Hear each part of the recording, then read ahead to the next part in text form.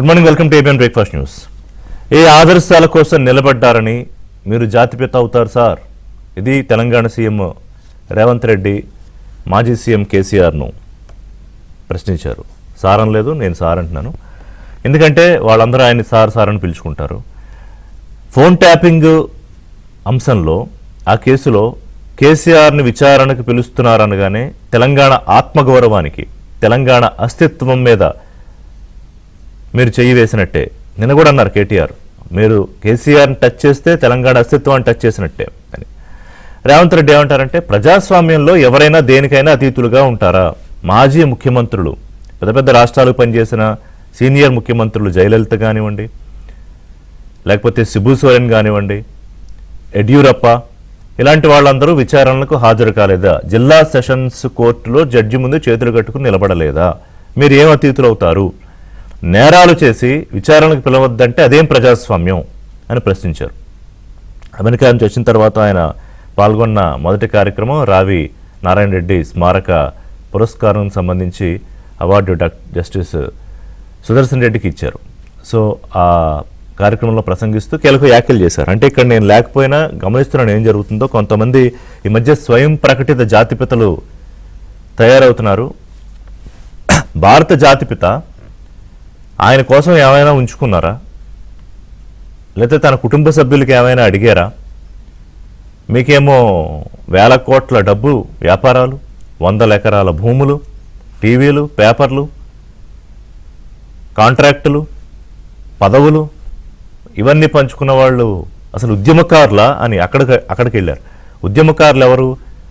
JAC form చేసి దానికి చైర్మన్గా పెట్టి అందరినీ కలిపి, కమ్యూనిస్టులు, కాంగ్రెస్ పార్టీ, ఆ పార్టీ, ఈ పార్టీ అని తేడా లేకుండా అందరినీ ఒకతాటి మీద తీసుకొచ్చి తెలంగాణ ఉద్యమాన్ని నడిపించిన కోదండరాంని మీరు అర్ధరాత్రి తలుపులు బద్దలు కొట్టి అరెస్టులు చేసి తీసుకెళ్లాల్సిన అవసరం వచ్చింది. అసలైన ఉద్యమకారులు ఆయన కదా అని చెప్పారు. అంటే ఉద్యమకారులకు డెఫినేషన్ కూడా చెప్పారు నిన్న ముఖ్యమంత్రి. ఇప్పుడు ఫోన్ ట్యాపింగ్ కేసులో ప్రధానమైన వాదన ఏంటి? హరీష్ రావు గారు కానీ లేకపోతే కేటీఆర్ గారు కానీ వీళ్ళు, మీరు 10 ఏళ్ల పాటు అంటే ఉద్యమం చేసి తెలంగాణను తీసుకొచ్చి 10 ఏళ్ల పాటు ప్రగతి పదంలో రాష్ట్రాన్ని నడిపిస్తే ఈరోజు మీరు కేసీఆర్ని టచ్ చేస్తారా? అసలు నిన్నేమంటారు కేటీఆర్? ఇదంతా ఒక కల్పితం అంటున్నారు. అసలు ఫోన్ ట్యాపింగ్ అంశమే ఒక కల్పితము, ఒక కట్టు కదా. ప్రభుత్వం తన మీద వ్యతిరేకతను, హామీలు అమలు చేయలేకపోవడాన్ని, ప్రభుత్వం నడిపించే చేతగాని అసక్తతను డైవర్ట్ చేయడానికి, అలాగే మున్సిపల్ ఎన్నికల ముందు మా టైంని దీని మీదే పెట్టడానికి వేసిన ఎత్తుగడలో భాగంగా వ్యవహారం తప్ప ఇందులో అసలు ఏమీ లేదు అని. అలాగే ఆయన వాదన ఏంటంటే, ప్రభుత్వానికి అధికారులు సమాచారం అందిస్తారు, వాళ్ళు ఎవరు ఫోన్లు విన్నారు, ఎవరు ఫోన్లు ట్యాప్ చేశారు ముఖ్యమంత్రి అడుగుతారా, కేసీఆర్ అడుగుతారా అని. అది కొంత వితండవాదమే. ఎందుకంటే ఫోన్లు అందరివి ట్యాపులు చేసి సమాచారం ఇవ్వరు ముఖ్యమంత్రికి. ఇంటెలిజెన్స్ విభాగం ఉంటుంది. ఇంటెలిజెన్స్ విభాగం కొన్ని ప్రక్రియల ద్వారా సమాచారం సేకరిస్తుంది. అవసరమైతే ఏమన్నా ప్రభుత్వ వ్యతిరేక శక్తులు, లేకపోతే మరి ఎక్స్ట్రీమిస్టులు, తీవ్రవాదులు, ఇలాంటి వాళ్ళు ఎవరన్నా ఉంటే మావోయిస్టులు, వాళ్ళ ఫోన్లు ఏమైనా ట్యాప్ చేయొచ్చు. కానీ వ్యాపారస్తులు, లేకపోతే పారిశ్రామికవేత్తలు, సెలబ్రిటీలు, మీడియా, జర్నలిస్టులు, పొలిటీషియన్స్ అందరి ఫోన్లు ట్యాప్ చేసి సమాచారం అందిస్తారా? అలాగే నిన్న సజ్జనార్ పెట్టిన ట్వీట్ మీద, అంటే చంద్రశేఖరరావు విచారణ పూర్తయింది, ఫోన్ ట్యాపింగ్ కేసులో కీలకమైన విచారణ, ఇల్లీగల్ ఫోన్ ట్యాపింగ్ కేసు వ్యవహారం సంబంధించి తను హరీష్ రావు చాలా సీరియస్ అయ్యారు. ఇల్లీగల్ ఎట్లా చెప్తావు? అసలు నువ్వు పోలీస్ అధికారివా లేకపోతే జడ్జివా, తీర్పులు ఇస్తావా అని. అంటే చాలా హీటెడ్గానే నడుస్తోంది ఫోన్ ట్యాపింగ్ వ్యవహారంలో. ఇంకొక అప్డేట్ ఏంటంటే, కేసీఆర్ విచారణ దాదాపు కొలిక్కి వచ్చింది కాబట్టి ఛార్జ్షీట్ వేయడానికి రెడీ అయింది సిట్ అని. ఈ ఛార్జ్షీట్లో ప్రముఖంగా కేసీఆర్, హరీష్ రావు, సంతోష్ రావు పేర్లు ఉండవచ్చా అనేది కూడా నడుస్తోంది. కేటీఆర్ని మరోసారి విచారణకు పిలుస్తారు అని, ఇంకా కొన్ని ఆయన దగ్గర నుంచి సమాధానాలు తీసుకురావాల్సిన అవసరం కనిపిస్తోంది. కాబట్టి మరోసారి కేటీఆర్ని విచారణకి పిలుస్తారని తెలుస్తోంది. ఇంకా పిలిచిన తర్వాత ఫైనల్ ఛార్జ్షీట్ దాఖలు చేస్తే మరి అందులో అందరి పేర్లు ఉంటాయా? సరే, విచారణ పూర్తయిన తర్వాత నెక్స్ట్ స్టెప్ ఏంటి? ఒకవైపు బీజేపీ, ఒకవైపు కవిత. కవిత గారు కాళేశ్వరం అంశం విచారణలో కమిషన్, జ్యుడిషియల్ కమిషన్కి, పిసి ఘోష్ కమిషన్ ముందు కేసీఆర్ని విచారణకు పిలిస్తే ఆ వేళ ఆవిడ చాలా భావోద్వేగానికి గురయ్యారు. కేసీఆర్ దగ్గరికి వెళ్ళారు. సరే, కేసీఆర్ పట్టించుకున్నారు పక్కన పెడితే అక్కడికి వెళ్ళారు. అసలు తెలంగాణ దద్దరెళ్ళద్దా, భూకంపం రావద్దా తెలంగాణలో కేసీఆర్ని పిలిస్తే అన్నారు. ఇవాళ అదే కవిత ఏమన్నారు? అవును, 10 ఏళ్ల పాటు ముఖ్యమంత్రిగా ఉన్నారు రాష్ట్రానికి, విచారణకు పిలిస్తే ఏమవుతుంది? విచారణకు వెళ్ళి ఆయనకు తెలిసిన విషయం చెప్పాలి. కేసీఆర్ని విచారణకు పిలవడమే అక్రమం అని కేటీఆర్ అలా అంటారన్నారు. అంటే సీ ద డిఫరెన్స్. ఆవేళ భూకంపం రాలేదా తెలంగాణలో అన్నారు, ఈరోజు పిలిస్తే తప్పేంటి అన్నారు. అదే కవిత, అదే కేసీఆర్, అదే తండ్రి, అదే కూతురు. కానీ మారిన పరిస్థితులు, రాజకీయపరమైన మార్పులలో స్టేట్మెంట్ మారింది.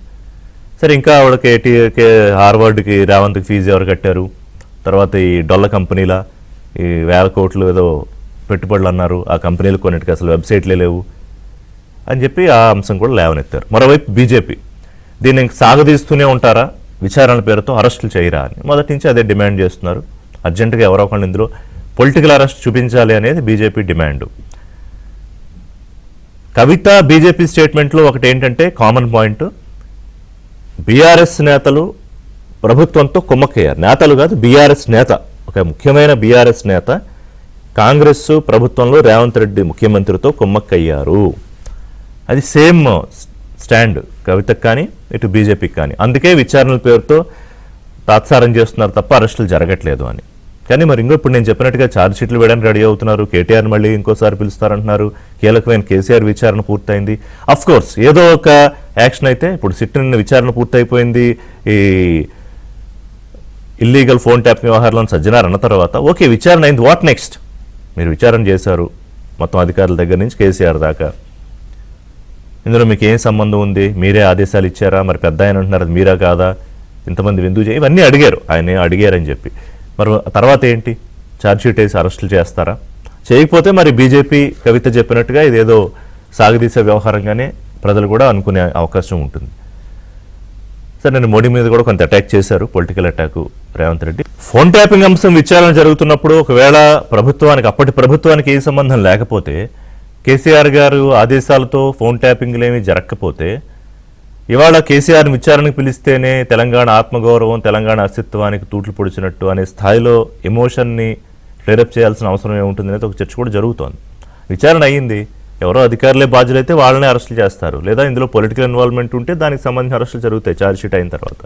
కానీ దీన్ని ఒక పెద్ద ఎమోషనల్ అంశంగా బీఆర్ఎస్ మార్చాలనుకుంటోంది అనే దానికి నిదర్శనం ఏంటంటే, కేసీఆర్ గారి విచారణ రోజు కేటీఆరే చెప్తున్నారు దాదాపు 7-8 వేల మంది అనేక చోట్ల నిరసనలో పాల్గొన్నారని. ఎందుకని విచారణ పిలిస్తే నిరసనలు చేయాల్సి వచ్చింది అనేది ఒకటి. ఇక కవిత గారు గతంలో అసలు తండ్రి గారిని, కేసీఆర్ గారిని విచారణ పిలిస్తే మీకేం పట్టదా అన్న వ్యక్తే ఈరోజు వెళ్తారు, ఏంటి తప్పు అన్నారు. సో ఇంకా ఈ అంశాలను కూడా మాట్లాడదాం. మనతో పాటు చరణ్ కౌశిక్ యాదవ్ గారు, తెలంగాణ కాంగ్రెస్ పార్టీ అధికార ప్రతినిధి, party general secretary, P Venkata Reddy గారు, తెలంగాణ బీజేపీ అధికార ప్రతినిధి, ఇస్మాయిల్ గారు, తెలంగాణ జాగృతి పక్ష నేత. నమస్కారం కౌశిక్ గారు, వెంకటరెడ్డి గారు, ఇస్మాయిల్ గారు.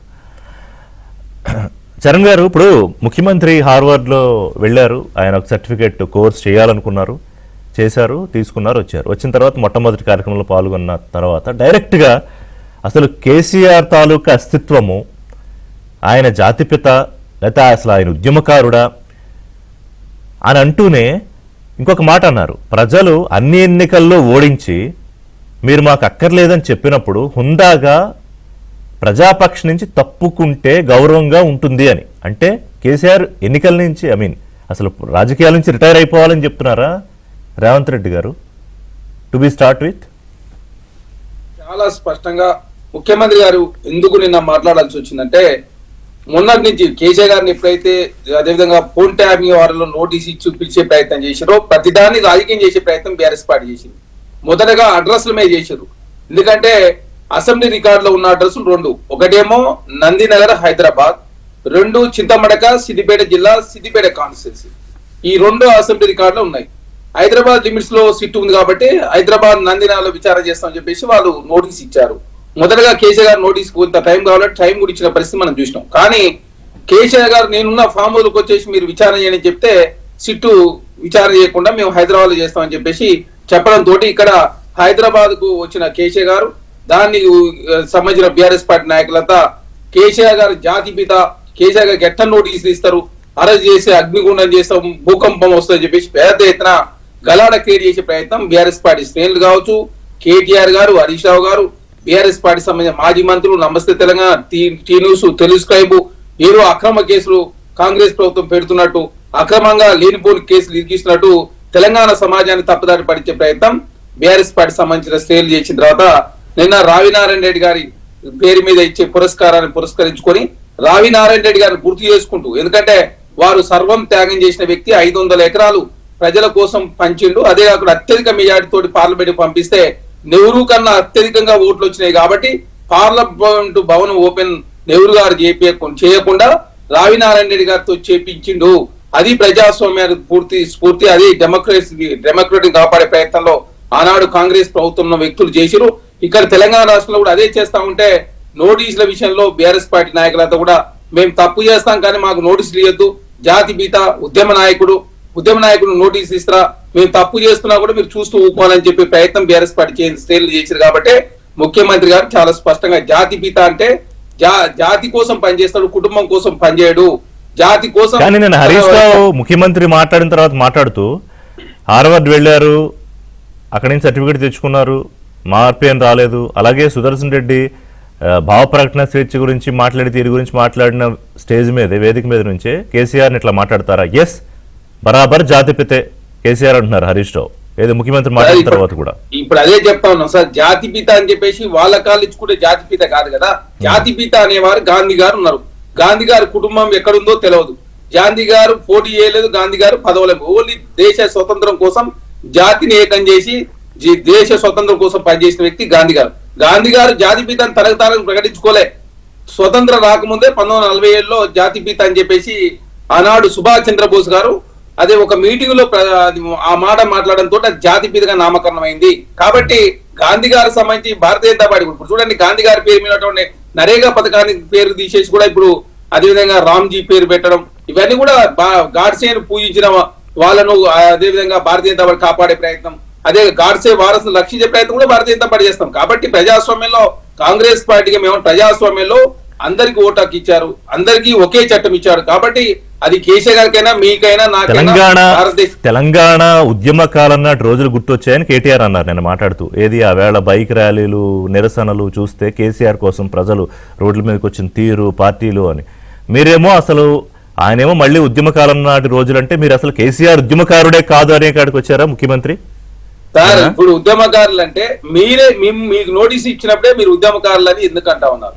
ఆనాడు కోదండ రామ్ గారిని తలుపులు బద్దలు కొట్టి అరెస్ట్ చేశారు, ఆర్ఎస్ ప్రవీణ్ కుమార్ గారిని అరెస్ట్ చేశారు, ఒకరు కాదు ఇద్దరు కాదు. తర్వాత గద్దరన్న 3 గంటల పాటు ఎండలో కూర్చోబెట్టారు. మీరు ఉద్యమకారులను ఏ విధంగా అవమానించారు తెలంగాణ సమాజం చూసింది కదా. అదే శ్రీకాంతాచారి తల్లి శంకరమ్మ గారు 2014లో మీరు హుజూర్నగర్ టికెట్ ఇచ్చారు, మరి 18లో వారికి ఎందుకు టికెట్ వేయలే? కనీసం ఎమ్మెల్సీ ఎందుకు వేయలే?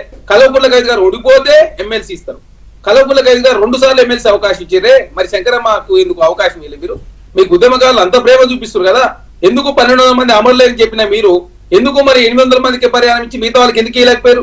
అదే కాకుండా దేశంలో ఏ ముఖ్యమంత్రిని అసలు ప్రశ్నించినట్టు ఆనాడు 2002లో గుజరాత్ ముఖ్యమంత్రి నరేంద్ర మోడీ గారు ఉన్నప్పుడు గుజరాత్ అల్లర్ల మీద సుప్రీంకోర్టు సిట్ వేసింది.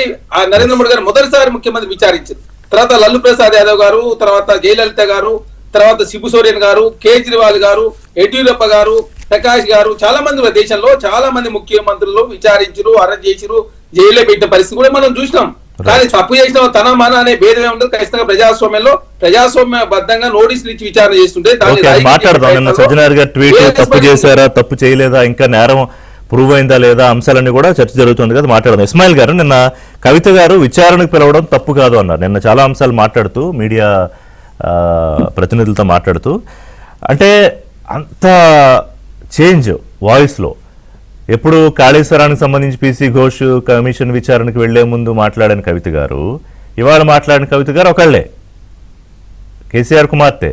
కానీ కేటీఆర్ చేసిన కామెంట్స్ని ఆవిడ కౌంటర్ చేశారు. అవును, విచారణకు వెళ్తే తప్పే ఉంది, 10 ఏళ్ళు ముఖ్యమంత్రిగా ఉన్నారు కాబట్టి అని. సరే, తర్వాత ఇలా ఆలోచనలు అవన్నీ మాట్లాడారనుకోండి, ఎందుకు అంత డ్రాస్టిక్ చేంజ్ వచ్చింది? ప్రజా జీవితంలో ఉన్నప్పుడు ప్రజాస్వామ్యాన్ని గౌరవించడం అనేది చాలా ముఖ్యమండి.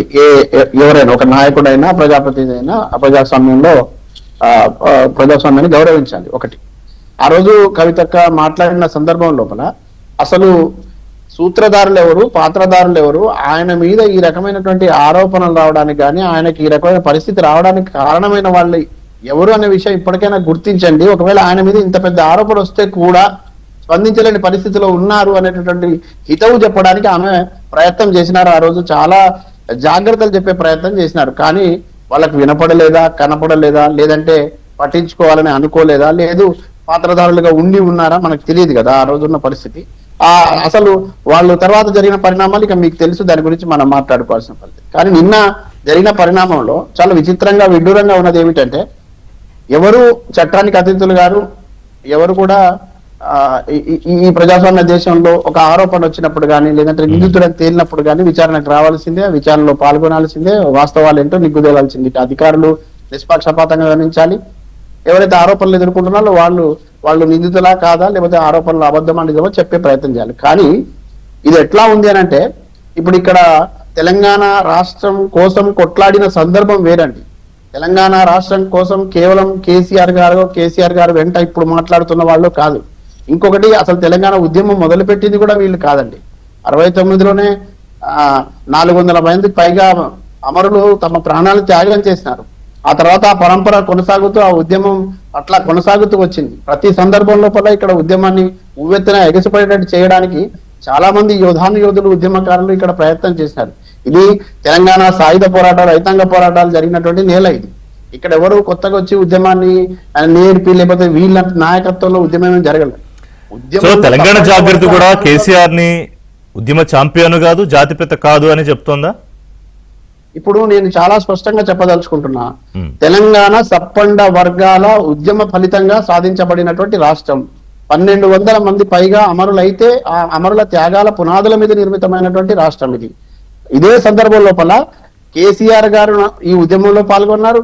కేసీఆర్ గారితో పాటుగా ఇక్కడ ఉన్నటువంటి అనేక రాజకీయ పార్టీలు, ప్రజా సంఘాలు, ప్రజలు, ముఖ్యంగా అన్ని వర్గాల ప్రజలు, సప్పండ వర్గాల ప్రజలు పాల్గొన్నారు.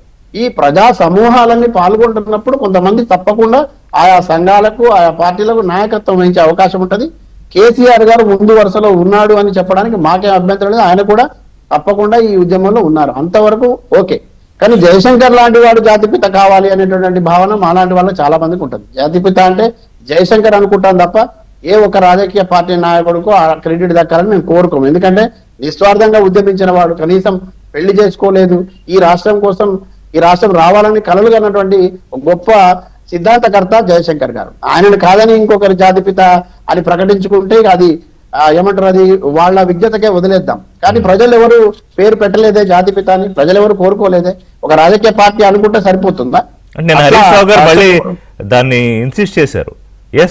అదే ఇక్కడ ఏమవుతుంది, ఇక్కడ ఇప్పుడు వాళ్ళకి అన్ని వాళ్ళు తలుచుకుంటే అన్ని తెలంగాణ వాదమైనా టీఆర్ఎస్ తలుచుకోవాలి, తెలంగాణ వాదులన్నా వాళ్ళు చెప్తేనే జరగాలి. ఇప్పుడు తెలంగాణ వాదులకు, తెలంగాణ వాదానికి డెఫినేషన్ బీఆర్ఎస్ పార్టీ చెప్పింది మాత్రమే నడుస్తుంది. కానీ బీఆర్ఎస్ పార్టీలో మాత్రం తెలంగాణ వ్యతిరేకులందరూ వచ్చి చేరవచ్చు. తెలంగాణను వ్యతిరేకించే సందర్భం లోపల మా మీద దాడులు చేయడానికి పురిగొలిపిన వాళ్ళు, దాడులకు ప్రత్యక్షంగా పాల్గొన్న వాళ్ళు, ఈ ఉద్యమాన్ని అడుగడుగున అడ్డుకున్న వాళ్ళు, తర్వాత ఇక్కడ అమరుల చావు కారణమైన వాళ్ళు, ఉద్యమకారుల పైన హింస ప్రేరేపించిన వాళ్ళు, ఇక్కడ సభలు సమావేశాలు శాంతియుతంగా నిర్వహించకుండా అడ్డుపడిన వాళ్ళు, అధికారాన్ని అనుభవించిన వాళ్ళు, ఇప్పుడు వచ్చి బీఆర్ఎస్ పార్టీలో కూర్చొని వాళ్ళు తెలంగాణ వాదులు అంటా ఉంటే మాలాంటి వాళ్ళని చూసుకుంటూ కూర్చోవాలి. అంటే ఇది ఎట్లా అయిపోయిందంటే ఇక వాళ్ళకి ఏదో పేటెంట్ అయిపోయినట్టు, వాళ్ళు మాత్రమే తెలంగాణ వాదులంటే ప్రజలు పూర్తిగా గమనించే కదా బ్రదర్, ఇవాళ 10 ఏళ్ల పాటు మీ ఆటలు కొనసాగవిగా ఇక మీకు ఇచ్చిన అవకాశాన్ని మీరు సద్వినియోగం చేసుకోలేకపోయినారని ఇంట్లో కూర్చోబెట్టినారు.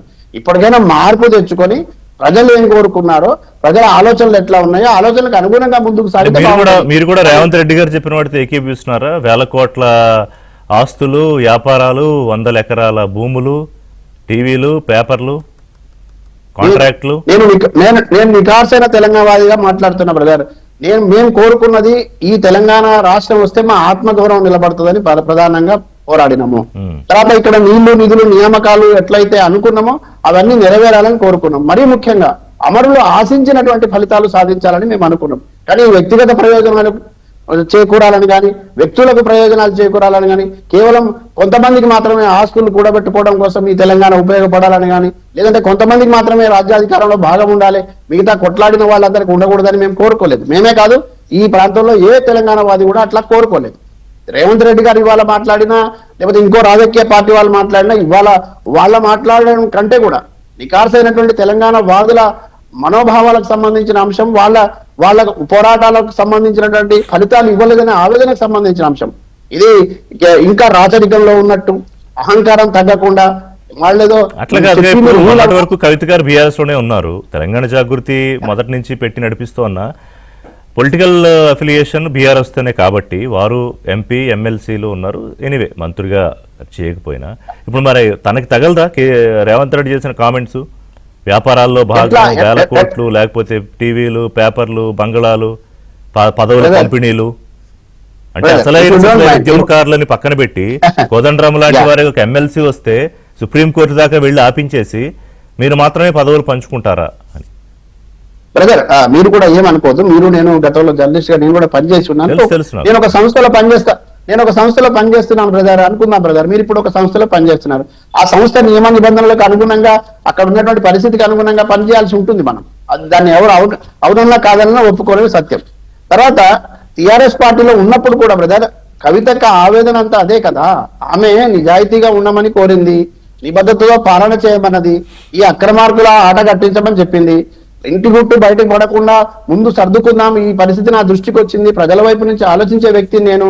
తర్వాత ఉద్యమకారుల వైపు నుంచి వస్తున్న ఆకాంక్షలు ఇట్లా ఉన్నాయి, ఉద్యమకారులకు అవమానాలు జరుగుతూ ఉన్నాయి, ఈ ప్రాంతం ఎందుకోసం అయితే విముక్తి కావాలనుకున్నారో ఆ కోరికలు నెరవేరబడడం లేదు, మా దృష్టికి వచ్చినటువంటి వాళ్ళని కనీసం కలవనిచ్చే పరిస్థితి లేదు, గద్దర్ లాంటి వాళ్ళని బయట కూర్చోబెడుతున్నారు, అనేక మంది ఉద్యమకారులను అవమానపరుస్తున్నారు, వాళ్ళంతా నన్ను వచ్చి కలుస్తున్నారు, మీరు ఇది మార్చుకోండి అని పదే పదే చెప్పే ప్రయత్నం చేసింది ఇంట్లో ఉండి. ఆమె ఊరికే కూర్చోలేదు. చాలా మంది ఇవాళ ఇప్పుడు ఎందుకు మాట్లాడలేదు, అప్పుడు ఎందుకు మాట్లాడే వాళ్ళకి తెలియదు చాలా విషయాలు. ఎందుకంటే మాలాంటి వాళ్ళం అంతా ఆమె వెంట ఉన్న వాళ్ళమే కదా, ఆమె ఆలోచనలకు అనుగుణంగా పనిచేసిన వాళ్ళమే కదా, మాకు తెలుసు ఆవేదన. అందుకనే కదా ఇవాళ మేము ఇంత పెద్ద నిర్ణయం తీసుకొని, ఇంత కఠినమైన నిర్ణయం తీసుకొని మళ్ళీ ప్రజల మధ్యకు వచ్చింది. రైట్, ఒక చిన్న బ్రేక్ తీసుకుంటా. బ్రేక్ తర్వాత ఇదే అంశం మీద బీజేపీ వర్షన్ తీసుకుందాం. ఆ తర్వాత ఫోన్ ట్యాపింగ్ కేసులో సిట్ దూకుడు, ఛార్జ్ షీట్ వేయడానికి సిద్ధమవడం, మరోసారి కేటీఆర్ని పిలుస్తారా, అలాగే బీజేపీ డిమాండ్ చేస్తున్నట్టు, కవిత గారు డిమాండ్ చేస్తున్నట్టు విచారణ పేరుతో తాత్సారమేనా, లేకపోతే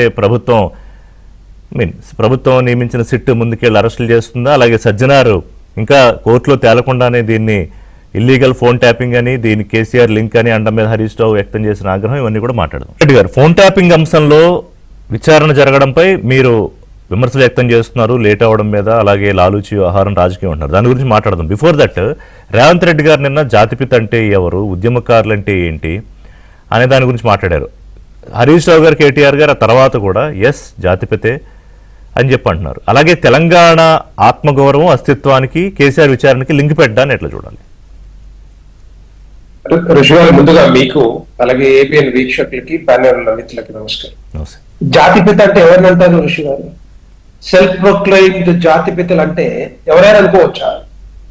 ఈయన ఉద్యమం చేసినా కూడా ఉద్యమకారులను పక్కన పెట్టి, ఆత్మ గౌరవానికి తాకట్టు పెట్టి, అస్తిత్వాన్ని తాకట్టు పెట్టి, ఆయన ముఖ్యమంత్రి అయినప్పుడే ఆత్మగౌరవం పోయింది చెప్పాలి, అస్తిత్వం కూడా పోయింది.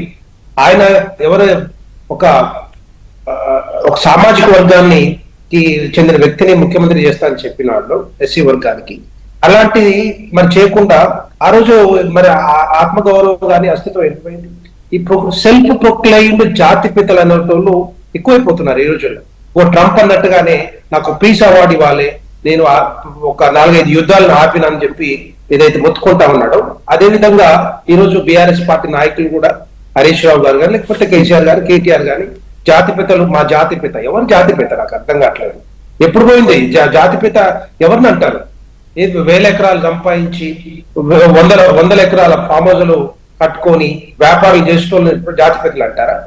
మొత్తం పోగొట్టుకొని దేశం కోసం, లేకపోతే తెలంగాణ కోసం, తెలంగాణ ప్రజల కోసం కష్టపడి తెలంగాణ బాగుపడాలని ఆలోచనతోటి చేసిన ఇస్తారు నిజంగానే జాతిపిత అంటే. ఎవరికి తెలంగాణ జాతిపిత? అయిపోయింది. మీరు ఎవరైతే ఉద్యమకారులు పక్కన పెట్టినప్పుడే జాతిపిత కోల్పోయారు. జాతిపిత అనేది ఆ ఓడే లేదు, యాక్చువల్ గా దానికి అర్హత కూడా లేదు మీరు అనడానికి కూడా. సో ఎందుకు మీరు చెప్పుకుంటారో నాకు అర్థం కావట్లేదు. ఎవరు పట్టించుకోవట్లేదు జాతిపిత అని, తెలంగాణ ప్రజలు ఎవరు కూడా అనుకోవట్లేదు. సో కేసీఆర్ విచారణకు పిలవడం ఆత్మగౌరవానికి, అస్తిత్వానికి తూట్లు తగిలినట్టేనా? డెఫినెట్ గా 10 సంవత్సరాలు మీకు అవకాశం ఇచ్చినప్పుడు, తెలంగాణ రాష్ట్రాన్ని మీరు అభివృద్ధి చేయలేనప్పుడు, తెలంగాణ రాష్ట్రం మనం తెచ్చుకున్న తెలంగాణ రాష్ట్రం నీళ్లు, నిధులు, ఉద్యోగాలు లేనప్పుడు ఎందుకు, దేనికోసం మీకు ఏ అర్హత ఉందని జాతిపిత అనాలి? మీరు ఏ అర్హత ఉందని జాతిపిత మీరు చెప్పుకుంటున్నారు? ఎవరు అనుకోవట్లేదు. తెలంగాణ రాష్ట్రంలో కేసీఆర్ గారు పనితీరు చూసిన తర్వాత తెలంగాణ రాష్ట్రంలో వాళ్ళకు ఉద్యోగాలు వచ్చినాయి తప్పితే, వాళ్ళ కుటుంబ సభ్యులకి మంత్రి పదవులు వచ్చినాయి తప్పితే, వాళ్ళకు నీళ్ళు వచ్చినాయి తప్పితే ఎక్కడ కూడా ఎవరికి కేటీఆర్ అంటున్నారుగా తెలంగాణ ప్రజలు అనుకుంటున్నారు ఎవరికి నచ్చినా నచ్చకపోయినా అని. వాళ్ళు అదే చెప్తున్నారు. ఆయన సెల్ఫ్ ప్రొక్లెయిమ్ స్టేట్మెంట్స్ ఇవన్నీ కూడా వాళ్ళే క్లెయిమ్ చేసుకుంటున్నారు, స్టేట్మెంట్స్ ఇచ్చుకుంటూ. ఓ మా జాతి పిత, మా జాతి పిత. ఎవడు పట్టించుకుంటున్నాడు జాతి పిత అని? ఎవరు అంటున్నారా? తెలంగాణ రాష్ట్రం, తెలంగాణ ప్రజలు ఒకటి ఇంత 9.5 సంవత్సరాల అవకాశం ఇచ్చిన తర్వాత తెలంగాణ ప్రజలందరూ కూడా గగ్గోలు పెడతా ఉంటే, అభివృద్ధి సంక్షేమ పథకాలు లేక వేల కోట్ల లక్షల కోట్ల రూపాయల అప్పులు తీసుకొచ్చి ఏ ప్రాజెక్టులు కట్టక అది మొత్తం నిర్వీర్యం చేసుకుంటూ పోతుంటే, కాళేశ్వరం ప్రాజెక్టు మీద వేల కోట్ల రూపాయలు టోటల్ గా దాన్ని దోపిడీ చేస్తే, సో అలాంటి వాళ్ళని జాతిపిత అనుకుంటారా? ఈ తెలంగాణ రాష్ట్రానికి అట్లాంటి వాళ్ళు అవసరమా? ఉద్యమకారులు అంటే ఇలా వచ్చిన తర్వాత కూడా ఉద్యమ ద్రోహులను తీసుకొచ్చి ఎప్పుడైతే మంత్రి పదవులు ఇచ్చారో అప్పుడే పోయింది ఆత్మ గౌరవం, పోయింది దానికి నిజంగా ఉన్న రెస్పెక్ట్ కూడా పోయింది. అలాంటి అస్తిత్వం పోగొట్టుకున్న వాళ్ళు పోగొట్టిన వాళ్ళు జాతిపిత ఎట్లా అంటారు? ఏ విధంగా అంటారు? ఆ అర్హత కూడా లేదు కేటీఆర్ కానీ, లేకపోతే హరీష్ రావు కానీ, ఇంకా మిగతా ఎవరు కూడా జాతిపిత అనే అర్హత తెలంగాణ రాష్ట్రంలో లేనే లేదు. పోయింది, ఎప్పుడో పోయింది. అందరు కలిసి సాధించుకున్న తెలంగాణ తప్పితే కేసీఆర్, కేటీఆర్, హరీష్ రావు వాళ్ళు చేసింది కాదు, వాళ్ళు ఉద్యమం చేస్తే వచ్చింది కాదు. ఇదంతా కూడా భారతీయ జనతా పార్టీ కానీ, లేకపోతే మిగతా పార్టీలు కానీ అందరు కలిసి సంబంధ వర్గాలు కష్టపడితే సాధించుకున్న 1200 మంది బలిదానాల మీద వచ్చిన తెలంగాణ తప్పితే వీళ్ళ కుటుంబంలో ఎవరో ఏదో చేసినట్టు కాదు కదా. ఇదంతా కూడా స్టేట్మెంట్స్ అన్ని కూడా వాళ్ళే ప్రొక్లెయిమ్ చేసుకుంటూ తెలంగాణ ప్రజల్ని డైవర్ట్ చేయడానికి, మభ్య పెట్టడానికి, ఓటు బ్యాంక్ సాధించుకోవడానికి ఇగో ఇట్లా చేస్తున్నారు. ఎందుకు అవసరం? ఆ 100 కార్లతోటి వచ్చి నేను విచారణ పోతున్నా, తప్పు చేయకపోతే విచారణ ఎందుకు పిలుస్తారు? సిట్ కానీ నోటీస్ కానీ ఎందుకు ఇస్తారు? మీరు ఎవరో మీరు ఎంతమంది చెప్పినట్టుగా చాలా మంది ముఖ్యమంత్రులు ఎన్నో విచారణలు ఎదుర్కొన్నారు. భారతీయ జనతా పార్టీ నుంచి యడ్యూరప్ప గారు కూడా ఎదుర్కొన్నారు. సో అదంతా మీకు నిజంగానే తప్పు చేయకపోతే నోటీసులు ఇచ్చిన భయం ఎందుకు?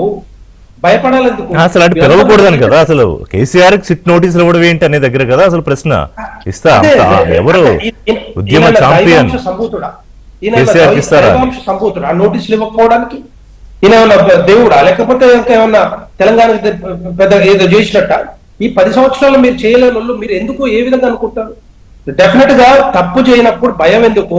కేటీఆర్ బయటకు వస్తాడు, అదే మాట్లాడతాడు. హరీష్ రావు సిట్ నుంచి బయటకు వస్తాడు, అదే మాట్లాడతాడు. ఉల్టా నేనే ప్రశ్నలు వేసినని చెప్పి మాట్లాడుతుంటారు. ఇగో ఇలాంటి స్టేట్మెంట్స్ వల్ల తెలంగాణ ప్రజలు డైవర్ట్ చేయడానికి చేస్తున్న ప్రయత్నం ఎంత కూడా వీళ్ళు చేసేది లేక చెప్పుకోవడానికి ఏదో ఒక స్టేట్మెంట్ ఇచ్చి మేము గొప్పగా పనిచేస్తున్నాం, మేమేం చేస్తున్నాం, వేల కోట్ల రూపాయలు ఎట్లా సంపాదించారు, 100 ఎకరాల ఫామ్ హౌస్లు ఎక్కడి నుంచి వచ్చినాయి, తెలంగాణ రాష్ట్రం రాకముందు 2014లో వీళ్ళ ఆస్తులు ఎంత, ఏ విధంగా సంపాదించుకున్నారు, ఏ విధంగా ఈ తెలంగాణ రాష్ట్ర ప్రజల భూముల్ని, ప్రజాధనాన్ని కొల్లగొట్టారు, ఇవన్నీ బయటికి రావాల్సిన అవసరం ఉంది.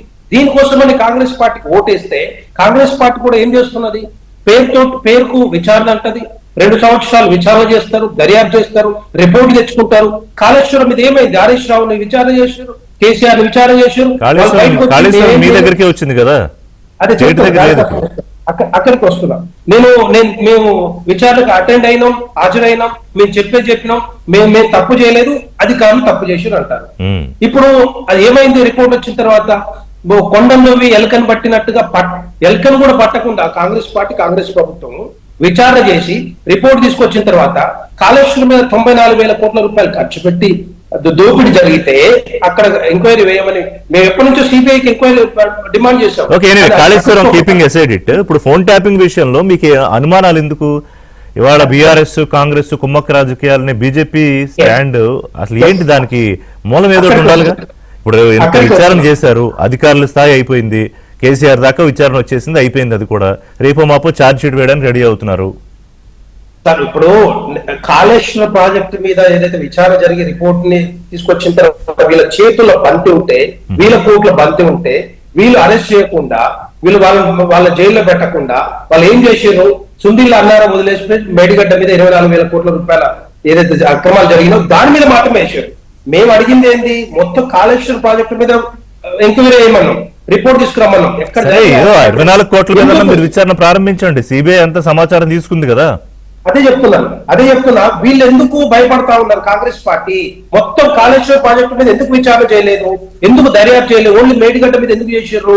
మేము మేడిగడ్డ కాదు, మొత్తం కాళేశ్వరం 94,000 కోట్ల రూపాయల మీద ఎంక్వైరీ ఏమంటే దాని మీద చేయకుండా ఓన్లీ మేడిగడ్డ మీద వేసి తర్వాత చేతులు 2 సంవత్సరాలు దాటిన తర్వాత చేతులు ఎత్తేసి అరే నాయన మాకు ధైర్యం లేదు, దమ్ము లేదు, మేము విచారణ చేయలేకపోతాను, సిబిఐకి ఇస్తున్నాం అని చెప్తున్నారు. అగో ఇట్లా ఉంది అనమాట కాంగ్రెస్ పార్టీ పరిస్థితి. ఫోన్ ట్యాపింగ్ లో బీఆర్ఎస్ నేతలు కాంగ్రెస్ ప్రభుత్వంతో కుమ్మక్క అయిపోయారు, ప్రొటెక్ట్ చేస్తున్నారు, లేకపోతే విచారణ సాగతీతలేదు, అరెస్టులు ఎప్పుడు చేస్తారు అనే అనుమానాలు ఎందుకు మీకు అంటున్నా? ఋషి గారు అదే చెప్తున్నారు. ఇప్పుడు కాళేశ్వరం ఏదైతే ఫోన్ ట్యాపింగ్ నిర్వీర్యం చేసారో దాన్ని పక్కదారి పట్టించి ఈ రోజు సిబిఐకి ఇచ్చారు. ఈ ఫోన్ ట్యాపింగ్ కూడా అదే విధంగా జరుగుతుంది. వీళ్ళ మధ్యలో ఉన్న చీకటి ఒప్పందమా లేకపోతే ఏం చేస్తున్నారు, వాళ్ళ మధ్యలో అండర్స్టాండింగ్ ఉందా? దానికోసమే ఈ ఫోన్ ట్యాపింగ్ కూడా 2 సంవత్సరాలుగా సాగదీస్తూ అవసరం వచ్చినప్పుడల్లా సిట్ నోటీసులు ఇచ్చు టైం పాస్ చేసే రాజకీయాలు చేస్తా ఉంది కాంగ్రెస్ పార్టీ. ఈ రోజు కాంగ్రెస్ పార్టీ అస్తిత్వం కోల్పోతా ఉంటే ఏదో ఒక నోటీసులు ఇచ్చి దీన్ని కొనసాగిస్తున్నారు తప్పితే ఇది ఈ రోజు కంప్లీట్ అవుతుందా లేకపోతే ఇంకొక 2 years వీళ్ళ టర్మ్ అయిపోయేంత వరకు కూడా కంప్లీట్ అయింది అనేది కూడా ఒక ప్రశ్నార్థకంగా ఉంది. అంటే వీళ్ళ మధ్య ఉన్న చీకటి ఒప్పందాలు కానీ లేకపోతే అండర్స్టాండింగ్ ఏమైనా ఉన్నాయా? ఇందులో జరగడానికి ఏముంది? ఆల్రెడీ కేసీఆర్ విచారణ అయిపోయింది, పిలిస్తే కేటీఆర్ ఇంకోసారి పిలుస్తారంటున్నారు. ఇంకా అంతకన్నా విచారణ జరగడానికి ఏముంది? ఇందులో కవిత గారిని ఒకసారి సాక్షిగా పిలిస్తే పిలవచ్చు. అందుకే ఇప్పుడు ఫోన్ ట్యాపింగ్ జరిగిందనేది జరగబోయేది సత్యము, అందరికీ తెలుసు. ఎవరు చేయించారు, ఎట్లా చేయించారు, ఎందుకు ఆ డిస్కులు ధ్వంసం చేశారు, అధికారులు ఎందుకు అరెస్ట్ చేశారు, మొత్తం క్లియర్ గా ఉంది. ఎవరి హయాంలో చేశారు? ఇంతమంది ఇన్ని వేల మంది ఫోన్ ట్యాప్లు చేశారంటే వీళ్ళు చెప్తే ముఖ్యమంత్రి గారు ఇంకొకరు చెప్తే వాళ్ళకి తెలియకుండా జరుగుద్దా? హరీష్ రావు గారు లేకపోతే కేటీఆర్ గారు వాళ్ళకి తెలియకుండా పోలీసు అధికారులు ఎందుకు చేస్తారు? కానీ నాకు ఒక విషయం చెప్పండి, ఇవాళ రేవంత్ రెడ్డి ప్రభుత్వానికి కేసీఆర్ ని కాపాడాల్సిన అవసరం ఏంటి? అసలు మీరు అంటున్న వాదనలో దానికి ఏమన్నా ఒక బేస్ ఉందా? ఋషి గారు వీళ్ళ మధ్యలో ఏదో ఇప్పుడు ఒక విషయం వెనకెళ్దాం. కేసీఆర్ గారు పుట్టింది కాంగ్రెస్ పార్టీ, కేసీఆర్ గారు పెరిగింది కాంగ్రెస్ పార్టీలో, మంత్రి పదవి అనుభవించింది కాంగ్రెస్ పార్టీలో, కేంద్ర మంత్రి అయింది కాంగ్రెస్ పార్టీలో. ఇక డిఎన్ఏ ఉండదా ఋషి గారు? వాళ్ళ డిఎన్ఏ ఇద్దరు డిఎన్ఏలు ఒకటి కాదా? ఇక్కడ ఒక మాట మాట్లాడతారు, ఢిల్లీలో ఒక మాట మాట్లాడతారు. ఎన్నిసార్లు పొత్తు పెట్టుకోలేదు, ఎన్నిసార్లు మంత్రి పదవి అనుభవించలేదు. సో అలాంటిదే కేసీఆర్ కలుస్తానన్నాడు, నేనే వద్దన్నాను, ఆయన కేంద్రానికి వచ్చేసి ముఖ్యమంత్రి కేటీఆర్ చేస్తానంటే కుదరదన్నానని ఆయన అంటాడు. అసలు నువ్వు బీజేపీకి ఎందుకు దగ్గర అవుతున్నావు నాన్న? ఇది కరెక్టా? నన్ను జైల్లో పెట్టి వేధించిన బీజేపీని నువ్వు ఎంటర్టైన్ చేస్తావా? ఒక మాట అన్నవా అని కవిత గారు విభేదించి పార్టీలోంచి బయటికే వెళ్ళిపోయి సస్పెండ్ అయ్యి ఆవిడేదో సొంత రాజకీయ పార్టీ పెడతారో లేకపోతే ఏదో తెలంగాణ జాగ్రత్త ఆవిడ పనిచేసుకుంటున్నారు.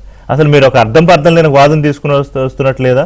కాంగ్రెస్ కేసీఆర్ కలిసి పనిచేస్తున్నారు అని ఎక్కడ కూడా లేదు. ఇప్పుడు నిజంగా చెప్తా ఉన్నావు. నిజంగానే ఒకవేళ అది తప్పు లేకపోతే వాళ్ళకి నిజంగానే దమ్ము ధైర్యం ఉంటే కాంగ్రెస్ పార్టీకి ఇప్పటికైనా కూడా 2 సంవత్సరాలు కాదు స్పీడప్ చేసేసి ఆ ఎంక్వైరీ స్పీడప్ చేసి లోకల్ ఫోన్ ట్యాపింగ్ మీరు అర్జెంట్ గా ఇవాళ సాయంత్రం రేపు అరెస్ట్ చేస్తే తప్ప బీజేపీ కాదు. ఒక నిమిషం చరణ్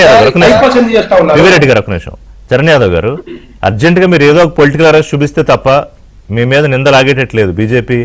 కవిత గారు కూడా అన్నారు నిన్న బీఆర్ఎస్ నేత రేవంత్ రెడ్డితో కుమ్మక్కయ్యారు అని. సార్ ఇప్పుడు బీఆర్ఎస్ ప్రభుత్వంలో 9 సీట్లు వేసారు సార్, 1 కాదు 2 కాదు. 2014 నుంచి 2023 లాస్ట్ సీట్ ఏమో ఎమ్మెల్యే కొనుగోలు, ఫస్ట్ సీట్ ఏమో రియాజుద్దీన్ ఎన్కౌంటర్, తర్వాత నైమోద్దీన్ ఎన్కౌంటర్ మీద వేశారు ఎంసెట్ పేపర్లకి. మరి ఏమైంది సార్? ఒక్కడికి తెలుసలే. అదే కాకుండా భారతీయ జనతా పార్టీ ఇంత మాట్లాడుతుంది కదా, ఎడెన్బర్గ్ రిపోర్ట్ మీద వాళ్ళు కేసు, అదేవిధంగా సిటీ లాంటిది అక్కడ కూడా కేంద్ర ప్రభుత్వం కాన్స్టిట్యూట్ చేసింది, ధాన్యం కొనుగోలు మీద చేశారు, చాలా ఉన్నాయి అక్కడ కూడా. తర్వాత రైతు నల్ల చట్టాల మీద చేసిరు, తర్వాత డిమానిటైజేషన్ మీద చేసిరు. ఏమైంది సార్? ఒకటన తెలిసిరా? మీరు తెలుసులే. అదే కాకుండా సార్ 25 మంది సిబిఐ కేసులున్న వాళ్ళు భారతీయ జనతా పార్టీలో జాయిన్ అయితే 23 మంది క్లీన్ సిటీ ఇచ్చింది భారతీయ జనతా పార్టీ. ఏమైంది సార్ వివేకానంద గారి కేసు? ఏమైంది? అవినాష్ రెడ్డి గారిని ఎప్పుడైనా చేస్తారు? ఆ రథం దగ్గర ఆంధ్రలో జగన్మోహన్ రెడ్డి గారు ఇస్తే ఆ కేసు ఏమైందో తెలుసు ఇప్పటి వరకు. ఇక భారతీయ జనతా పార్టీ పెద్ద పెద్ద నా మాటలు మాట్లాడతారు సార్. మేము కాళేశ్వరం సంబంధించి కమిషన్ విచారణ చేసి రిపోర్ట్ ఇచ్చిన తర్వాత ఘోష్ కమిషన్ మీద హైకోర్టుకు పోయిరు, హైకోర్టు స్టే ఇస్తే డ్యామ్ సేఫ్టీ అథారిటీ ఇచ్చిన రిపోర్ట్ ఆధారంగా సిబిఐకి ఇచ్చిన 24 గంటల్లో కేసు బుక్ చేస్తున్న కేంద్ర ప్రభుత్వం బుక్ చేయలేదు. అదే కాకుండా కార్ రేసింగ్ వ్యవహారంలో మేము గవర్నర్ గారు అనుమతి కొడితే 3 నెలలు టైం తీసుకొని కేటీఆర్ గారు అనుమతి ఇచ్చిండు. డిఓపిటి అనుమతి కావాలి, అరవింద్ కుమార్ గారిని కేటీఆర్ గారు ఇద్దరు కలిసి విచారించాలని చెప్పేసి భావించి డిఓపిటి అనుమతి కొన్నాం. డిఓపిటికి అనుమతి ఎవరిస్తారు సార్? కేంద్ర ప్రభుత్వం, నరేంద్ర మోడీ గారి నేతృత్వం ఉన్న సంస్థ. ఇవాళ నరేంద్ర మోడీ గారు ఇవ్వకుండా తాత్సారం చేసిన మీరా మేమా? 9 సంవత్సరాల కాలం భారతీయ జనతా పార్టీ చేసిన బిల్లుకు అన్ని మద్దతు ఇచ్చింది కేసీఆరే కదా, మేము కాదు కదా. మీరు మద్దతు తీసుకున్న మీరు, మద్దతు ఇచ్చిన వాళ్ళు వీళ్ళిద్దరు కలిసి డిఓపిటి అనుమతి రాకుండా చేస్తుంది మీరు. అదే గొర్రెల స్కామ్ సమస్య సార్. ఏసీబీ విచారణ జరిగితే మధ్యలో ఈడీ వచ్చి ఎంటర్ అయింది. మరి ఈడీ తెలిసే వరకు ఏసీబీ విచారణ జరుగుతుందని చెప్పేసి నిబంధనలు ఉన్నాయి. దానిలో భాగంగా లేట్ అవుతుంది. టెలిఫోన్ ట్యాపింగ్ వ్యవహారానికి సంబంధించి మీ నాయకులే టెలిఫోన్ ట్యాపింగ్ అని చెప్తారు. విశ్వేశ్వర గారు చెప్తా ఉన్నారు, ఈటల రాజేంద్ర గారు చెప్తా ఉన్నారు, బండి సంజయ్ గారు ఆల్రెడీ విచారణ పోయించారు. అదేవిధంగా ప్రేమేంద్ర రెడ్డి గారు పోయారు, తర్వాత వేణుగోపాల్ రెడ్డి గారు పోయారు, నర్రా వేణుగోపాల్ రెడ్డి గారు. అరే భారతీయ జనతా పార్టీ నాయకుల ఫోన్లు ట్యాపింగ్ అని చెప్పేసి వాళ్ళు గగ్గోలు పెడుతుంటే ఇది భారతీయ జనతా పార్టీ నిర్ణయమా, వెంకరెడ్డి గారి నిర్ణయమా? అంటే టెలిఫోన్ ట్యాపింగ్ వల్ల మేము లేట్ చేసాం. 10,000 కేసులు పెండింగ్ ఉన్నాయి సార్. సిబిఐ ఈడీ దగ్గర 10,582 కేసులు పెండింగ్ ఉన్నాయి. అవి ఎప్పుడు ఐఓసీ మీద కేసు ఎన్ని సంవత్సరాలు పట్టింది సార్? 19 సంవత్సరాలు పట్టింది. జగన్మోహన్ గారు జైలు పట్టింది. మరి ఏమైంది జగన్మోహన్ గారిని? ఎప్పుడైనా చెప్పండి, ఎప్పుడు శిక్షిస్తారో చెప్పండి. మీరు మాత్రం భలే అశోక్ చౌహాన్ గారికి మాత్రం సారా కేసులో ముద్దాయంటే వాళ్ళకి రాజ్యసభ ఇవ్వచ్చు. సువేంద్ర అధికారికి మీరు బీజేపీ ఫ్లోర్ లీడర్ చేయొచ్చు. హేమంత్ బిశ్వాస్ శర్మ గారిని మీరు ముఖ్యమంత్రి చేయొచ్చు. అంటే కేసుల్లో వాళ్ళందరూ తీసుకుంటూ భారతీయ జనతా పార్టీలో జాయిన్ అయిన తర్వాత మాత్రం వాళ్ళకు కేసులను అది ఆపే ప్రయత్నం లేకపోతే క్లీన్ చిట్ ప్రయత్నం చేస్తే మాత్రం కరెక్టా? కాబట్టి దయచేసి భారతీయ జనతా పార్టీ కేసుల విషయాన్ని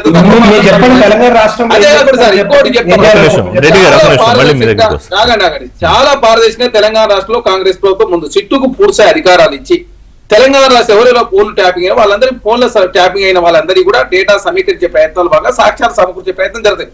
ఎందుకు? కనీత్ రావు గారు డేటాను డిస్ట్రాయ్ చేసి మూసి నదిలో పడేసింది కాబట్టి ఇప్పటికే ప్రభాకర్ రావు గారు విదేశాలు ఉంటే భారతదేశానికి తెలంగాణ రప్పించరు. మరి ఎందుకు రప్పించలేకపోతున్నారు? మీరు విజయ్ మాల్యా, మోహిల్ చోక్తి, లలిత్ మోడీ ఏమైంది సార్? 1000 కోట్ల కుంభకోణం చేసిన వాళ్ళు విదేశాల్లో ఏదైతే ఉన్నారు. 12 సంవత్సరాలు అయింది నరేంద్ర మోడీ గారు వచ్చి. వాళ్ళని ఇంతవరకు తీసుకురాలేదు. మేము ప్రభాకర్ రావు గారిని తీసుకురాలేదా? ప్రణీత్ రావు గారు జైలు పోలేదా? రాధాకృష్ణ రావు జైలు పోలేదా? శ్రవణ్ రావు గారు జైలు పోలేదా? హరీష్ రావు గారు విచారించారు. అరే కేసీఆర్ గారు విచారించారు. విచారణ సంస్థలకు పూర్తిస్థాయి అధికారాలు ఇచ్చి విచారణ మొత్తం అసలు నిన్న కేటీఆర్ ఇది ఒక కల్పిత కదా. అంటే రెండు ఇక్కడ నిన్న సజ్జనార్ గారు ట్వీట్ పెట్టిన దాని మీద హరీష్ రావు తీవ్రంగా రియాక్ట్ అయ్యారు. ఓయి సజ్జనార్, ఆయన ఏమైనా జడ్జా? ఒక పోలీస్ విచారణ అధికారి దీన్ని ఎట్లా కంక్లూడ్ చేస్తాడు? లీగల్ అథారిటీ ఏంటనేది ఒకటి. రెండోది ఇది ఫోన్ ట్యాపింగ్ అనేది కల్పిత కథ. ఇది కేటీఆర్ గారు హరీష్ రావు వెర్షన్. ఇప్పుడు కల్పిత కథ అయితే వి ప్రకాష్ గారు ఇరిగేషన్ కార్పొరేషన్ చైర్మన్ గా పనిచేసిన వి ప్రకాష్ గారు చెప్తారు సస్పెండ్ చేయి మీకు దమ్ముంటే. మీ పార్టీ నాయకుడు హరీష్ రావు గారు ఫోన్ ట్యాపింగ్ 2018 నుంచి అయ్యింది. ఇది స్వయం హరీష్ రావు గారు ఒప్పుకున్నారు. వాళ్ళ బంధువుల ఫోన్లు, వాళ్ళ అనుచరుల ఫోన్లు మా ఇంటికి వచ్చి కలిసి మీ పోస్టులు కట్ అయితే అని చెప్పి హరీష్ రావు గారు మాట్లాడి చెప్పి వారే మాట్లాడారు. కల్వకుంట్ల కవిత గారు చెప్తా ఉంది మా ఆయన ఫోన్ చేసి ట్యాపింగ్ చేసినండి, ఎవరైనా అల్లుని ఫోన్ ట్యాపింగ్ చేస్తారని చెప్పి తన మాట్లాడుతా ఉన్నది. తర్వాత ఏకంగా ఇదైతే మన సిద్దిపేట సంబంధించిన చక్రధర్ గౌడ్ గారు నాకు ఫోన్ ట్యాపింగ్ అయింది కంప్లైంట్ ఇచ్చారు. తర్వాత సంజయ్ కన్వెన్సీ శ్రీధరరావు గారు నన్ను 16 కోట్ల రూపాయలు నన్ను బ్లాక్ మెయిల్ చేసి ఫోన్ ట్యాపింగ్ చేసి ఎలక్షన్ బాండ్ కొనుగోలు చేయించారు. వారు కేసు పెట్టారు. విశ్వేశ్వర గారు అయితే నా ఫోన్ ట్యాపింగ్ చేసి కాదు, నా భూమి కొనడానికి వచ్చిన వ్యక్తిని బెదిరించి కేటీఆర్ అడిగితే నాకు తెలిసి కాంగ్రెస్ పార్టీ కౌంటర్ ఇచ్చినట్లేదు. అంటే ఆయన మీడియా ఇష్టాగోష్లో మాట్లాడారు. ఒక వ్యాపారవేత్త గానీ ఒక సినిమా సెలబ్రిటీలు ఏవో నాకు లింకులు పెట్టారు కదా, వాళ్ళు ఎవరైనా ఒకళ్ళు వచ్చి కంప్లైంట్ ఇచ్చారా అని అడుగుతున్నారు. సార్ ఇక్కడ నేను మొన్ననే వేణుగోపాల్ రెడ్డి గారు భారతీయ జనతా పార్టీ సంబంధించిన రైతు నాయకుడు వారే చెప్పారు. నేను పోయినప్పుడు చాలా స్పష్టంగా చెప్పారు. అందులో సినిమా హీరోలు ఉన్నారు, హీరోయిన్లు ట్యాపింగ్ అయింది. మీ డ్రైవర్ ఫోన్ ట్యాపింగ్ అని చెప్పినట. ఆయన డ్రైవర్ ఫోన్ ట్యాపింగ్ మా బల్మూరు ఎంటర్ ఎమ్మెల్సీ గారు ఉంటే వాళ్ళ వాచ్మెన్ ఫోన్ ట్యాపింగ్ చేసిన ఎంత దుర్మార్గం అండి. అంటే మీకు ఆడ మగ ఏది లేదు, ఎవరి ఇష్టం వచ్చినట్టు, ఎవరికి నచ్చనోళ్ళను, ఎవరి గిట్టనోళ్ళను, ఎవరికి రాజకీయ పెద్దలు ఇష్టం వచ్చినట్టు తెలంగాణ రాష్ట్రంలో 6,000 ఫోన్లు ట్యాపింగ్ చేశారు. సినిమా వాళ్ళకి ఫోన్లు చేస్తుంటే వాళ్ళు అంటున్నారట సార్ మాకు దయచేసి ఈ వ్యవహారాలు మాకు సార్, మేమైతే దయచేసి మేము కంప్లైంట్ రాము, మేమైతే రాము, దీని అనవసరంగా మా మీద రేపు రచ్చ అయితే సార్ అని చెప్పి ఉంటారు కదా సార్. ఫోన్ ట్యాపింగ్ పోయినప్పుడు అక్కడ సంభాషణ జరుగుతూ ఉంటుంది. దాని లీక్ ఇంకోటి గతంలో సార్ ఘోష్ కమిషన్ కన్నా ముందు జస్టిస్ నరసింహారెడ్డి గారు ఉంటే మరి ప్రెస్ మీట్ పెట్టిన చెప్పి హైకోర్టు పోలే పోండి మీకు సజ్జనార్ మీద పోండి. ఇప్పుడు సజ్జనార్ గారు ఏదో ఆయన ఎవరు లీక్ ఇస్తారంటారు కదా, అంటే తప్పు ఉంటే మీరు ఊకుంటారా? కోర్టుకు పోతే ఇమీడియట్ నరసింహారెడ్డి గారి మీద పోయి ఆనాడు నరసింహారెడ్డి ప్రెస్ లో జోషి గారు రాలేదా?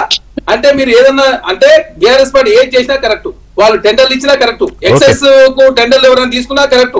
వాళ్ళు చేసే ఉద్యమం వేరే వాళ్ళు చేసే ఉద్యమం కాదు. వాళ్ళు చేస్తే మంచి ఫోన్ ట్యాపింగ్, వేరే వాళ్ళు చేస్తే ట్యాపింగ్ ఫోన్ ట్యాపింగ్ నేరం అవుతుంది. అంటే ఏమన్నా అర్థం ఉందా? మీరే జాతిపిత, మీరే ఉద్యమకారులు, మీరే తెలంగాణ తెచ్చిరు, మీరు చేస్తే కరెక్ట్, వేరే వాళ్ళు చేస్తే తప్పట్లేదు సార్. తెలంగాణ రాష్ట్రంలో సంపద దోసుకొని ఆగవాగం చేసి తెలంగాణ దివాలా తీపిచ్చి ఈ రోజు ఆర్బీఐ మీద ఆధారపడి ఓడీని తీసుకొచ్చి రాష్ట్రాన్ని నడిపే పరిస్థితి దిగజార్చింది మీరు. కాబట్టి తెలంగాణ రాష్ట్రంలో బీఆర్ఎస్ పార్టీ ఫోన్ ట్యాపింగ్ పాల్పడమాట వాస్తవం. ఖచ్చితంగా సబ్బండ వర్గాల ఫోన్లు ట్యాపింగ్ చేశారు. సొంత కూతురు లేదు, అల్లుడు లేదు, కొడుకు లేదు, అందరు ఫోన్లు ట్యాపింగ్ చేశారు. కాబట్టి జాతిపిత ఎప్పుడు కూడా జాతి కోసం పనిచేస్తారు తప్ప కుటుంబం కోసం పనిచేయడం, అధికారం కోసం పనిచేయడు. కాబట్టి మీరు జాతిపిత అనేది ఇంకోటిసారి కేసు పెడితే నేరం అవుతుంది. ఎందుకంటే భారతదేశంలో 18వ అధికారం ప్రకారం విద్యా సైనిక బిరుదులు తప్ప ఇతర బిరుదులు ఇవ్వడం నేరం, నిషేధం కూడా. కేసీఆర్ గారి మీద వాస్తవం చెప్పాలంటే ఇప్పుడు కేటీఆర్ అట్లా వ్యాఖ్యలు చేస్తే ఎవరైనా నేరం కేసు పెడితే అది కేసు కూడా అవుతుంది. దాన్ని కేసు కాంగ్రెస్ పార్టీ తెచ్చిందని చెప్పి మళ్ళీ మాకు కూడా ఆపాదించే ప్రయత్నం కూడా బీఆర్ఎస్ పార్టీ. ఓకే, ఇస్మాయిల్ గారితో మాట్లాడదాం. ఒక బ్రేక్ తర్వాత మీ దగ్గరికి వస్తా. అంటే ఈ ఫోన్ ట్యాపింగ్ అంశం మీద ఏం జరగబోతోంది, ఛార్జ్ షీట్లు, అరెస్టులు, మీరు కూడా కవిత గారు కూడా ఇదేదో కుమ్మక్కు వ్యవహారం, ఏదో సైకిల్ స్టాండ్ వేసి తొక్కుతున్నట్టుందో ఏదో అన్నారు కదా సిట్ని. దాని గురించి ఒక పక్కన కేటీఆర్ దీని ఒక పెద్ద కల్పిత కథ అంటుంటే కవిత గారు చాలా స్పష్టంగా అసలు గతంలో మాట్లాడారు. మా ఇంట్లో ఫోన్లు ట్యాప్ చేశారు, నా భర్త ఫోన్లు ట్యాప్ చేశారు, ఇంటెల్లుడు ఫోన్ కూడా ట్యాప్ చేస్తారా అని చెప్పి. అది నిన్నే అన్నారంటే ముఖ్యమంత్రి గారిని, మాజీ ముఖ్యమంత్రిని పిలవడం మీద తప్పే ఉంది, సీఎంని 10 ఏళ్ళు ఉన్నారు కాబట్టి పిలుస్తారు అని చెప్పి. కీలకమైన కామెంట్ ఏంటంటే ఫోన్ ట్యాపింగ్ వ్యవహారంలో నిజమైన నేరస్తులు బయటకు వస్తారన్న నమ్మకం తనకు లేదు అన్నారు. ఎందుకని అనుమానం కవిత గారికి? రిషి గారు, ఇవాళ చర్చ మీరు కొంచెం బ్రహ్మాండంగా నడిపిస్తా ఉన్నారు. మాట్లాడే వాళ్ళు కూడా విషయానికే కట్టుబడి మాట్లాడుతున్నారు. చాలా సంతోషం. నేను కూడా మాట్లాడడానికి ఒక సమయం ఇవ్వండి. ఒకటి, కవితక్క మొదట చెప్పింది, నిన్న మాట్లాడింది, ప్రతిరోజు మాట్లాడుతున్నది, ఇప్పుడు కూడా ఇవాళ కూడా మేము కట్టుబడి ఉన్నది ఏమిటంటే నిజాలు నిగ్గు తేరాలి, ఎవరు తప్పు చేసినా వాళ్ళు శిక్షించబడాలనేటటువంటి బలమైనటువంటి కోరిక కలిగి మేము ఉన్నాం. ఒకటి. రెండవది, అసలు తప్పు చేసిన వాళ్ళు ఎవరో ప్రభుత్వాలకు తెలియదా, అధికారులకు తెలియదా అంటే తెలిసి కూడా ఇప్పటి వరకు వాళ్ళ మీద చర్యలు తీసుకునే విషయంలో కానీ విచారణ విషయంలో కానీ తాత్సారం చేస్తున్నారు. ఈ జాప్యం వల్ల ప్రజల్లో అనేక రకాల అనుమానాలు కలుగుతున్నాయనేటువంటి ఆవేదన మాలో ఉన్నది. మూడవ అంశం ఏమిటంటే దొంగనే దొంగ అని అడిచినట్టు ఎవరైతే అసలు ఈ నేరానికి పురిగొలిపినారో, ఒడిగట్టినారో, పాత్రదారులుగా సూత్రధారులుగా ఉన్నారో వాళ్ళే ఇవాళ బయట నిలబడి ముందేమో నీతులు చెప్తా ఉన్నారు, వెనకేమో గోతులు తవ్వుతా ఉన్నారు. పాపం ఆ పెద్ద ఆయన అంటున్నారు కదా, కేసీఆర్ గారికి కానీ ఇంకా ఇంకెవరికైనా కానీ పాపం తెలుసో లేదో నాకు ఇప్పుడు అనుమానం కలుగుతా ఉంది. ఎందుకంటే వీళ్ళ నాటకాలు మరీ పీక్ స్టేజ్కి వెళ్ళిపోయినాయి. నిన్న ఆయన కదా హరీష్ రావు గారు, ఎగ్జాక్ట్లీ హరీష్ రావు గారు నిన్న జాతిపిత, ముమ్మాటికి జాతిపిత అంటున్నారు. నిజంగానే జాతిపితగా పాపం ఆయనకు ఎక్కడైనా కీర్తి ప్రతిష్టలు వస్తాయని మరి ఈ హరీష్ రావు, ఈ సంతోష్ రావులు వెనక ఉండి గోతులు తవ్వి ఆయన అవినీతి పితగా ముద్రించాలని, చిత్రీకరించాలని మరి కుట్ర పన్నారనేది ఇప్పుడు చాలా స్పష్టంగా కనబడతా ఉన్నది. జాతిపితేమో కానీ పాపం ఆయన అవినీతి పితగా చిత్రీకరించేటటువంటి కాలంలో మాత్రం వీళ్ళు సక్సెస్ఫుల్ గా వీళ్ళు విజయం సాధించినట్టుగా కనబడతా ఉంది. ఇంకా ఎవరిని మభ్య పెట్టడానికి మాట్లాడతారండి, ఎవరిని మోసం చేయడానికి మాట్లాడతారు. ఇప్పుడు కవితక్కనే మాత్రం కాంగ్రెస్ సర్కార్ మ్యాచ్ ఫిక్సింగ్ చేసుకుందన్నారు అంటే ఎవరికి? హరీష్ రావుతోనా? 100% సంతోష్ రావు గారికి, హరీష్ రావు గారికి ఇప్పుడున్నటువంటి ఈ ప్రభుత్వంతో వాళ్ళ అనుమాయులకు ఇప్పుడు కూడా అప్పుడున్న కాంట్రాక్టర్లే ఇప్పుడు కాంట్రాక్టర్లు కొనసాగుతున్నారు కొన్ని విషయాలలో. చాలా స్పష్టం, అది మీకు నాకు తెలుసు. ఆధారాలతో కూడా మనం ప్రభుత్వం మధ్య 100% అండి. లేకపోతే అసలు ఇంత క్రిస్టల్ క్లియర్ గా కనబడుతుంటే మామూలు ఊళ్ళో చిన్న పంచాయతీ జరిగితేనే 2 రోజుల్లో సాక్ష్యాధారాలతో సహా మనం ఎంక్వైరీ చేసి బయట పెట్టేటటువంటి పరిస్థితి. ఇంత పెద్ద కుంభకోణం జరిగింది, ఇంత పెద్ద నేరం చేశారు, ఇన్ని వందల మంది కుటుంబాలని చిన్నాభిన్నం చేశారు, వాళ్ళ వ్యక్తిగత జీవితాలతో ఆడుకున్నారు, వాళ్ళ ఆస్తిపాస్తులు లాగేసుకున్నారు. చాలా మంది ఇవాళ బయటికి చెప్పుకోలేని అనేక మంది వాళ్ళ జీవితాలు ఏమైనా వాళ్ళు తెచ్చి ఇవ్వగలుగుతారండి వీళ్ళు ఆ జీవితాన్ని మళ్ళీ అరెస్ట్ చేయాలంటారా మీరు?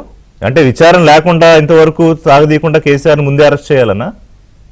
ఎట్లా అంటామండి? అంత గుడ్డిగా ఎట్లా మాట్లాడతామండి? ఎవరైతే ఈ దారుణానికి ఒడిగట్టినారో, ఎవరైతే ఈ మొత్తం కుట్రలో భాగస్వాములైనారో ఆ భాగస్వాములైనటువంటి వాళ్ళు, సూత్రధారులైనటువంటి వాళ్ళు స్పష్టంగా కనపడతా ఉన్నారు. ఎవరి ద్వారా వచ్చింది, ఎవరి బంధువు ద్వారా వచ్చింది, దాని ఎవరి కనుసన్నలు జరిగింది అనేది రోజు మాట్లాడుతున్నారు. ఇస్మాయిల్ గారు, తెలంగాణ జాగృతికి కాళేశ్వరం విషయంలో కేసీఆర్ కి సంబంధం లేకుండా హరీష్ రావు, సంతోష్ రావు అంతా చేశారన్నారు కవిత గారు. అలాగే ఇప్పుడు ఫోన్ ట్యాపింగ్ విషయంలో కూడా కేసీఆర్ కి సంబంధం లేకుండా హరీష్ రావు, సంతోష్ రావు చేశారా? సో వాళ్ళిద్దరి మీద 100% అన్ని కేసీఆర్ కి తెలియాలని లేదు, కేసీఆర్ కి తెలియకుండా జరుగుతుందని అనుకోవడానికి కూడా లేదు. కానీ కేసీఆర్ కి తెలియకుండా వందలాది తప్పులు జరిగిపోయినాయి కదా, నిర్ణయాలు జరిగిపోయినాయి కదా. ఇవాళ ఒక ఇంటెలిజెన్స్ అధికారిని నియమించే అంశంలో కూడా ఇప్పుడు ఈ నేరంలో ఆరోపణలు ఎదుర్కొంటున్న వ్యక్తికి ప్రధాన సూత్రధారని తెలుస్తున్నప్పుడు ఎవరు రాజ్యాంగేతర శక్తిగా వ్యవహరించాడని మనకు స్పష్టంగా అర్థమవుతున్నప్పుడు ఇంకా దీంట్లో అనుమానాలు ఎందుకు, శశబిషలు ఎందుకండి? ఇందులో ప్రజలకు మనం స్ట్రైట్ గా చెప్పాల్సిన అవసరం ఉన్నది. అయితే కేసీఆర్ గారి ప్రతిష్టను మంగం కలిగిస్తున్నారు, కేసీఆర్ గారికి అపకీర్తి తెచ్చే కుట్రలు జరుగుతున్నాయనే విషయం పదే పదే చెప్పినా వినిపించుకోకుండా ఎవరైతే కుట్రలు చేస్తున్నారో వాళ్ళకు కొమ్ము కాసే పరిస్థితి వస్తే ఇవాళ పర్యవసానం ఏమిటి చెప్పండి? మాకు కూడా బాగా ఉన్నది తెలంగాణ. చరణ్ గారు ఒక క్విక్ ఆన్సర్ ఇవ్వండి దీనికి, ఈ ఆరోపణకి. అంటే ఇవాళ హరీష్ రావు నేరుగా చెప్తున్నారు, హరీష్ రావుతో మీ పార్టీకి ప్రభుత్వానికి సంబంధం ఉంది, అందుకే ఈ కేసులో తాత్సారం జరుగుతోంది, పైకి హడావుడి చేస్తున్నారు, ఇంకో రేపు ఛార్జ్ షీట్ అంటున్నారు. కానీ అంటే ఇందులో ఏదో ఒక పొలిటికల్ అరెస్ట్ జరిగే వరకు ఇలాంటి ఆరోపణలు ప్రభుత్వం మీద వచ్చే అవకాశం కనిపిస్తుంది. సార్, కలవకుండా కవిత గారికి కానీ హరీష్ రావు గారికి కానీ కాంగ్రెస్ పార్టీ కానీ ఎలాంటి సంబంధం లేదు. ఇప్పుడు బీఆర్ఎస్ పార్టీలో ఉంటారు, కలవకుండా కవిత గారు నడిపిస్తుంది కాంగ్రెస్ పార్టీ, రేవంత్ రెడ్డి అంటారు. అదే జాగృత వాళ్ళు ఏమంటారు, హరీష్ రావు గారిని సంతోష్ రావు గారు ఇద్దరిని రేవంత్ రెడ్డి గారు ఆపరేట్ చేస్తారని చెప్పి వీళ్ళు మాట్లాడతారు. అంటే వీళ్ళిద్దరు కలిసి కాంగ్రెస్ పార్టీ మీద నిందలేసే ప్రయత్నం చేస్తే ఎట్లా? భారతీయ జనతా పార్టీ మాకు ఎంత దూరమో బీఆర్ఎస్ పార్టీ అంతే దూరం, కలవకుండా కవిత గారు అంతే దూరం అనేది చాలా స్పష్టం. తెలంగాణ రాష్ట్ర కాంగ్రెస్ పార్టీ మాకు సిపిఐ జాగృత సిపిఐ తోటి అదేవిధంగా కోదండ రామ్ గారితో మాత్రమే పోతుంది తప్ప మిగతా వాళ్ళతో నేనేమంటున్నానంటే రిషి గారు, నేను కాంగ్రెస్ పార్టీతో పాటు భారతీయ జనతా పార్టీకి కూడా ఇక్కడ జరిగినటువంటి అవినీతి అక్రమాలను వెలికి తీసే విషయంలో చేతుల అధికారం ఉండి కూడా చేష్టలుడిగా ఎందుకు చూస్తున్నారని ప్రశ్నిస్తున్నా. ఒకటి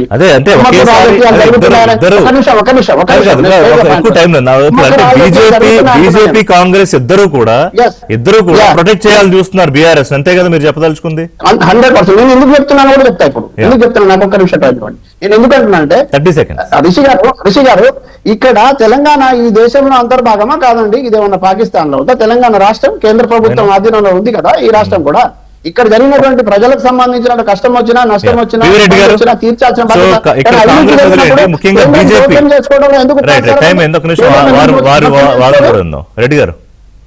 ఋషి గారు, దీని మీద సూత్రధారులు ఎవరు, పాత్రధారులు ఎవరు, ఎందుకు చేయించారు, ఏ విధంగా చేయించారు, ఎట్లా చేయించారు అనేది రావాలంటే కాంగ్రెస్ పార్టీ సిట్టేస్తే వచ్చేటట్టు కనపడతలేదు. ఇది కాళేశ్వరం ప్రాజెక్ట్ లాగానే విచారించి దీన్ని కూడా నిర్వీర్యం చేస్తారు. లాస్ట్ మినిట్ లో ఇంకొక 2 years వరకు కొనసాగించి సాగదీసి ఆ రోజు సిబిఐకి ఇస్తారు. మేము ఒకటే డిమాండ్ చేస్తాం, సిబిఐకి ఇస్తే మీ చేతిలో ఉంటారన్నా కేసీఆర్? ఎందుకంటే మీరు చేయలేకపోతా ఉన్నారు కదా, విచారణ చేసి దాన్ని వదిలేస్తున్నారు. లాస్ట్ మినిట్ లో సిబిఐకి ఇస్తా ఉన్నారు. మేమేమంటున్నాం అంటే డిమాండ్ చేస్తా ఉన్నాం ఒకటే, ఇది కేంద్ర ప్రభుత్వ ఆప్షన్ కూడా ఫోన్ ట్యాపింగ్ అనేది కేంద్ర ప్రభుత్వం ఫైనల్ గా ఏంటంటే రాష్ట్ర ప్రభుత్వం తీసుకొచ్చి సిట్ అంతా చేసి తీసుకొచ్చి ఇన్ఫర్మేషన్ మీకు ఇచ్చేసి సిబిఐ వెయ్యాలి, అంతేగా? నేను అనేది వీళ్ళంతా కూడా ఇప్పుడు ఏం చేసి చెప్పండి, కాళేశ్వరం మీద ఏం చేసి చెప్పండి. స్టేట్ చేయడానికి ఏం లేదు, మీకు ఇచ్చేసింది కాళేశ్వరం, మీరు చేయండి. టైం అయింది. సో ఎనీవే చెప్పండి, ముఖ్యమంత్రి సిబిఐ కన్సర్న్ విత్డ్రా చేసుకోలేదు. సారీ, సిబిఐ కన్సర్న్ విత్డ్రా చేసుకున్న తర్వాతే కాళేశ్వరం మీద సిబిఐకి ఇచ్చారు. ఆల్రెడీ సిబిఐ ఇన్ఫర్మేషన్ అంతా తీసుకుంది ఇక్కడ కాళేశ్వరం సిట్ అధికారులు కమిషన్ దగ్గర నుంచి. టైం అయింది. సో ఏంటంటే ఛార్జ్ షీట్ ఫైల్ కాబోతోంది. అందులో హరీష్ రావు పేరుంటుందా, కేసీఆర్ గారి పేరుంటుందా, సంతోష్ రావు పేరుంటుందా, కేటీఆర్ గారిని మళ్ళీ ఎందుకు విచారణ పిలుస్తున్నారు, పిలిచి ఆయన కూడా పేరు కూడా పెడతారా, పొలిటికల్ అరెస్టులు ఉంటాయా, ఇవన్నీ కూడా త్వరలో తేలుతాయి కదా, మాట్లాడదాం. థ్యాంక్ యూ చరణ్ గారు, పివి రెడ్డి గారు, ఇస్మాయిల్ గారు. ఇది వాళ్ళ బ్రేక్ఫాస్ట్ షో. అప్డేట్స్ కోసం కీప్ వాచింగ్.